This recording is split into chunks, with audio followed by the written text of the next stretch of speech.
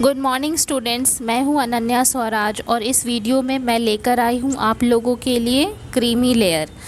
इस वीडियो में हम लोग डिस्कस करेंगे क्रीमी लेयर क्या है, नॉन क्रीमी लेयर क्या है, क्रीमी लेयर में कौन कौन शामिल किए जाते हैं, क्रीमी लेयर से संबंधित संवैधानिक प्रावधान और मंडल आयोग।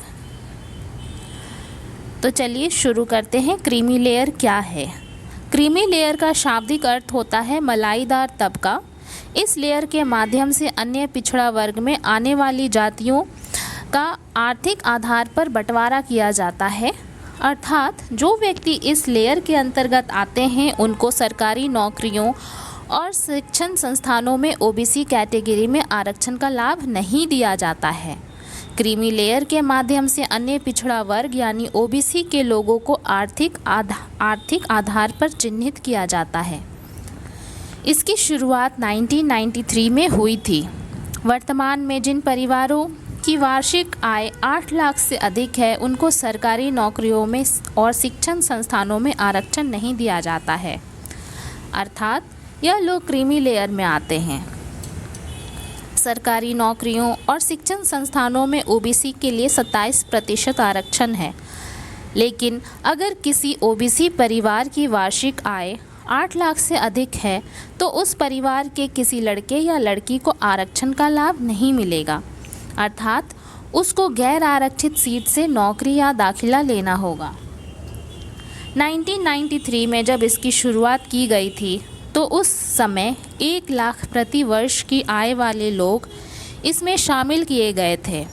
बाद में सीमा को बढ़ाकर 2004 में 2.5 लाख, 2008 में 4.5 लाख, 2018 में 6 लाख और 2017 में 8 लाख कर दिया गया है। नॉन क्रीमी लेयर क्या है? वर्तमान में अगर किसी परिवार की सालाना आय 8 लाख से अधिक है तो उस परिवार को क्रीमी लेयर की श्रेणी में रखा जाता है। यदि किसी परिवार की सालाना आय 8 लाख से कम है तो उसे परिवार को नॉन क्रीमी लेयर में रखा जाएगा और उसके बच्चों को ओबीसी वाले 27% आरक्षण का लाभ मिलेगा। क्रीमी लेयर में कौन शामिल किए जाते हैं? निम्नलिखित लोगों को क्रीमी लेयर में शामिल किया गया है। वो हैं संवैधानिक पद धारण करने वाले व्यक्ति। इसमें राष्ट्रपति, उपराष्ट्रपति, उच्चतम एवं उच्च न्यायालय के न्यायाधीश, संघ लोक सेवा आयोग के अध्यक्ष और सदस्य, राज्य लोक सेवा आयोग के अध्यक्ष और सदस्य, नियंत्रक एवं महालेखा परीक्षक और मुख्य निर्वाचन आयुक्त शामिल हैं। दूसरा, केंद्रीय और राज्य सेवाओं में कार्यरत ग्रुप ए और ग्रुप बी के अधिकारी। तीसरा, इंजीनियर, डॉक्टर, सलाहकार, कलाकार, लेखक और अधिवक्ता इत्यादि। चौथा, सेना में कर्नल या उससे ऊपरी रैंक के अधिकारी। पांचवा, शहरी क्षेत्रों में जिन लोगों के पास भवन है, जिनके पास एक निश्चित सीमा से अधिक रिक्त भूमि या कृषि योग्य भूमि है। छठा, उद्योग, वाणिज्य और व्यापार में लगे व्यक्ति। जिन लोगों के पास सालाना पारिवारिक आय 8 लाख से अधिक है, यह सभी लोग क्रीमी लेयर के अंतर्गत आते हैं, अर्थात इन्हें ओबीसी का 27% जो रिजर्वेशन मिलता है वो इन्हें नहीं दिया जाता है। क्रीमी लेयर से संबंधित संवैधानिक प्रावधान। भारतीय संविधान के अनुच्छेद 15(4), 16(4) और 340A में पिछड़े वर्ग शब्द का उल्लेख मिलता है। अनुच्छेद 15(4) एवं 16(4) में प्रावधान किया गया है कि राज्य द्वारा सामाजिक एवं शैक्षणिक रूप से पिछड़े वर्गों के कल्याण के लिए विशेष प्रावधान किया जा सकता है या विशेष सुविधाएं दी जा सकती हैं।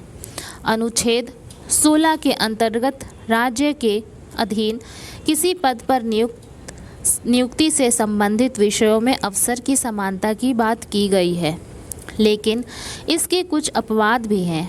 जैसे यदि राज्य को लगता है कि नियुक्तियों में पिछड़ा वर्ग का प्रतिनिधित्व नहीं हो रहा है तो उनके लिए आरक्षण की व्यवस्था की जा सकती है।